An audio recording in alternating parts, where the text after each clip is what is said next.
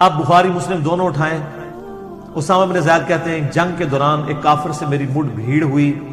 جب میں نے اسے نیچے گرا لیا، ایک لمحے پہلے تک وہ کافر بھی اسامہ کو مار سکتا تھا، ایک لمحے بعد اسامہ نے اسے نیچے گرا لیا، اور جب اس کی گردن کاٹنے لگے تو اس نے کلمہ پڑھ دیا، لا الہ الا اللہ محمد رسول اللہ صلی اللہ علیہ وسلم. حضرت اسامہ نے پھر بھی اسے قتل کر دیا. ہم بھی ہوتے یہی کرتے ہیں کہ یار وہ موت کے ڈر سے ہی پڑتے ہیں، لیکن حضرت اسامہ تھے نا نبی علیہ السلام کی تربیت یافتہ، کسی دوسرے بندے نے شکایت نہیں لگائی. حضرت اسامہ کہتے ہیں مجھے اتنا غم تھا اس بات کا کہ یار مجھ سے کوئی معاملہ مس ہینڈل ہو گیا. آپ کے حکمران کہتے ہیں نیت اچھی ہے، کام پورے پیر پاویں. کافر کو مارنے سے اچھا کام کون سا ہو سکتا ہے میدان جنگ میں؟ ویسے نہیں، اللہ نے اپنے بندے کہا ہے جو میدان جنگ میں بہادری دکھاتے ہیں. عام کافروں کو نہیں قتل کرنا. نبی علیہ السلام سے کہا یا رسول اللہ اس طرح ہوا تھا تو میں نے اسے قتل کر دیا. اب میں تو نے اسے قتل کر دیا جبکہ تو نے خود اپنے کانوں سے سنا وہ کلمہ پڑھ تھا. کہا یا رسول اللہ اس نے ڈر کے کر دیا، اوپر سے پڑھا تھا. آپ فرمایا اے اسامہ کیا تو نے اس کا دل چیر لیا تھا؟ اسامہ کو تو کہنا چاہیے تھا یا رسول اللہ وقت کے غوث کتب ابدال وہ تو دلوں کے حال جانتے ہیں، تو میرے گھوڑے کے قدموں سے جو دھول اٹھتی ہے اور گھوڑے کے نتنے میں بیٹھتی ہے ایک ولی تو اس کے برابر نہیں ہے. جب ولی بابے بزرگ کشف القبور اور دلوں کے حال جانتے ہیں تو یا رسول اللہ جی میں نے جان لیا تھا. نا پرانی گلاں، پرانے بزرگ، پرانے فرقے، پرانے عقیدے. ہاں فرمایا اسامہ تو کیا کرے گا جب قیامت والے دن وہ کلمہ پڑھتا ہوا اللہ کے حضور تیرے خلاف مقدمہ کر دے گا. اور نبی علیہ السلام اس جملے کو رپیٹ کرتے رہے، اسامہ تو کیا کرے گا، اسامہ تو کیا کرے گا. اسامہ کہتے ہیں حضور تسی تے آؤ، جو بھی آپ کی امت سے بچا لیں گے آپ مجھے. اور اسامہ کے الفاظ ہیں صحیح مسلم میں کہ میں نے اس دن خواہش کی کاش آج سے پہلے میں کافر ہوتا تھا اور میں آج کلمہ پڑھتا اور اس کلمے کی برکت سے میرے کفر کے وقت کے وہ گناہ دھل جاتے. یار ایک شخص اس لیول پہ اتر آیا ہے، ظاہر ہے جب نبی آپ کو تھریٹ کر رہا ہے کہ تو کیا کرے گا تو پھر آپ کی امید اور کون ہے. لیکن اس واقعے سے کتنے مدنی پھول نکلے جو کسی کو ہضم ہونے کے لیے تیار نہیں ہے. نبی علیہ السلام نے حضرت اسامہ ابن زید کی نیت کو نہیں دیکھا، ان کی نیت بری نہیں تھی، عمل کے اوپر فتویٰ لگایا کہ یار جب ظاہر تمہیں نظر آیا تھا تم دل کا معاملہ چھوڑ دیتے، تم ظاہر کے اوپر عمل کرتے. آپ کے علماء آپ ان کے سامنے کلمے پڑھے آپ کو ایمان کا سرٹیفکیٹ دینے کے لیے تیار نہیں ہے. جنید جمشید صاحب نے ہاتھ جوڑ کے معافی مانگی، بریلوی علماء نے کہا نہیں یہ معافی قبول نہیں ہے، اندرونی مانگی. اور وہ ایکٹر اینکر نے جب وہی حرکت کی گستاخانہ اور خلفائے راشدین کے بارے میں بات کی، مجھے تو اس کا نام لیتے ہوئے بھی شرم آتی ہے، اس کے نام کے اندر حسین آتا ہے اور نام حسین ہے اور کرتوت دیکھیں تو اس شخص کی توبہ جو ہے انہی علماء نے قبول کر لی اور وہ خود کہہ رہا ہے کہ میں نے صحیح توبہ کی ہے، اس نے صحیح نہیں کی ہے. اور پھر جیو ٹی وی کے اوپر پوری کمپین اس نے چلائی اس کے خلاف، جنید جمشید صاحب کے خلاف. ان پہ آپ کو پتہ ہے حملے ہوئے ایئرپورٹ میں، وہ تو اللہ نے ان کو عزت سے اٹھا لیا، ورنہ ان لوگوں نے تو نہیں چھوڑنا تھا. یہ علیحدہ بات ہے. پھر کتنے عرصے بعد جو ہے وہ جب جیو کے گاٹے فٹ ہوا وہ بندہ، تو شاہ زیب خان زادہ نے ٹی وی پہ آ کے نہ صرف جیو ٹی وی کی پرانی غلطیوں کی معذرت کی بلکہ اس وقت پرائم منسٹر کو بھی کہا کہ اس کو اپنی جماعت میں نہیں لینا. خیر پرائم منسٹر صاحب نے پھر بھی لے لیا، اور حالانکہ ان کی مخالفت کئی لوگوں نے کی بھی تھی.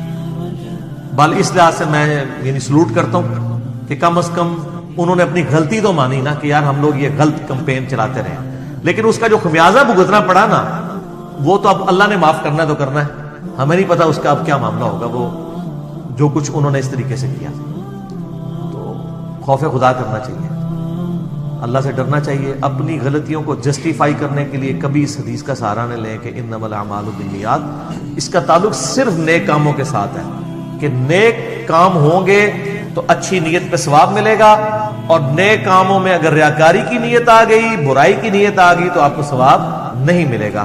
اس کو سپورٹو وہ حدیث بھی ہے صحیح مسلم کی کہ نبی علیہ السلام فرماتے ہیں قیامت والے دن ایک سخی, ایک قاری اور ایک شہید کو بلایا جائے گا. اللہ تعالیٰ سب کو اپنی نعمتیں گنوائے گا اور پھر پوچھے گا, ہاں جی سخی صاحب بتاؤ, تمہیں میں نے اتنا مال دیا تھا, تم نے کیا کیا؟ کہ کہا یا اللہ میں نے تیرے لیے اتنا کچھ لٹا دیا, اور بلکہ آج کے دور میں تو کہنا چاہیے میں نے مسجد میں نیم پلیٹ بھی لگوائی تھی, یہ ٹوٹیاں فلاں سیٹ صاحب نے اور فلاں چودھری صاحب نے لگوائی تھی, تو جا کے دیکھ لے, تجھے ابھی بھی یقین نہیں آتا میرے نام کی نیم پلیٹ لگی مسجد کے باہر. یہ آج کے دور میں اللہ فرمائے گا تو نے اس لیے کیا تاکہ لوگ تجھے نیک کہیں, تو کہہ لیا گیا. لوگ تجھے سخی کہیں, کہہ لیا گیا, تو اجر لے لیا نا, میری بارگاہ میں کوئی اجر نہیں. اوندھا منہ کر کے دوزخ میں. شہید کہے گا یا اللہ میں نے تیرے لیے جان دے دی, اور کیا کرتا ہے, اس سے بڑی تو کوئی چیز ہی نہیں تھی. اللہ فرمائے گا تو نے جان اس لیے دی تاکہ لوگ کہیں بڑا بہادر ہے, تو تجھے کہہ لیا گیا نا, تو دنیا میں اجر مل چکا. اوندھا منہ کر کے دوزخ. اور قاری کو اللہ تعالیٰ فرمائے گا تو وہ کہے گا یا اللہ میں نے اتنے لوگوں کو قرآن سکھایا. اللہ فرمائے گا اس لیے کہ تاکہ لوگ تجھے قاری کہیں, تو لوگ تیری بڑی تعریف کریں. تو بڑی لوگوں نے تعریف کی ہے, تیرے ناموں کے بڑے بڑے اشتہار اور بینر بھی چھپتے تھے, ساتھ اتنی لمبی لمبی دمیں لگی ہوئی ہوتی تھی آج کے دور میں. تو اتنا اجر تو لے بیٹھا ہے نا, اور جو نذرانے تو نے بٹورے اس نام کے اوپر وہ بھی تو بٹور چکا ہے نا. اب ادھر کچھ نہیں تیرے لیے, اوندھا منہ کر کے دو. سر دنیا میں ان 3 بڑے کاموں سے اگر کوئی کسی کیل میں کوئی بڑا کام ہے تو مجھے بتا دے. کہ کوئی شخص اپنی جان دے دے, کوئی شخص جس کو اللہ نے مال دیا ہو اور وہ اللہ کی راہ میں لٹاتا ہو, اور کوئی شخص جس کو اللہ نے قرآن کا علم دیا اور لوگوں کو قرآن سکھاتا ہو. اس سے بڑا کوئی کام دنیا میں ہو نہیں سکتا. اور تینوں کی مثال صحیح مسلم میں آئی کہ تینوں کے اعمال اچھے تھے, نیت میں ریاکاری تھی تو برباد ہو گئی. یہ سائملٹینیس کنٹراسٹ میں نے بتا دیا.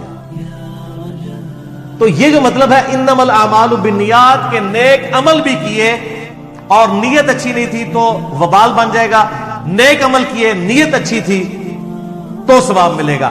برے عمل سر چاہے بری نیت سے کیا اچھی نیت سے کیا, برا عمل برا ہے. خدا کے لیے اگر اس قانون کو مان لیا جائے تو دنیا میں ہر شخص قانون کو ہاتھ میں لے گا اور کہے گا میں نے امت کے وسیع تر مفاد میں یہ کیا ہے. آج تک امت کا بیڑا غرق جس نے کیا ہے, چاہے حکمرانوں میں سے, چاہے علماء کرام میں سے, یا میرے والی لینگویج میں علماء کرائم, علماء سو, مجرم علماء, کرائم انگلش والا, پوری نیک نیتی کے ساتھ ہی انہوں نے کیا. جن لوگوں نے یہاں پہ بخاری مسلم کا ترجمہ نہیں ہونے دیا, کیوں نہیں ہونے دیا؟ انہوں نے کہا بخاری مسلم کا ترجمہ ہو گیا تو ہم نے تو ساروں کو فقہ حنفی پڑھائی ہوئی ہے, تو سارے رفع دین شروع کر دیں گے. اور وہ بھی گیا, آپ دیکھ لیں 100 سال ہوئے ہیں, اسی کو کہتے ہیں یار دیکھو پہلے تو کوئی رفع دین والا نہیں سی, اچانک اتنے زیادہ آگے نے نیا فتنہ ہے. سر نیا فتنہ نہیں ہے یہ, نہیں 100 سالوں میں تو بخاری ترجمہ ہوا ہے نا, یہ 1000 سال پہلے ہوا ہوتا تو تسی آٹے نمک ہوندے, اے ہن بھی دیکھو نمک ہر پگھل رہے ہو ساڈی ویڈیوز کی برکت سے. تو آپ ذرا امیجن کریں یہ 1920 میں ترجمہ, اور جس بندے نے ترجمہ کیا نا وہ ایک دیوبندی عالم تھے علامہ وحید الزمان رحمہ اللہ تعالی. سب سے پہلے تو وہ اہل حدیث ہو گئے ترجمہ کرنے کے بعد.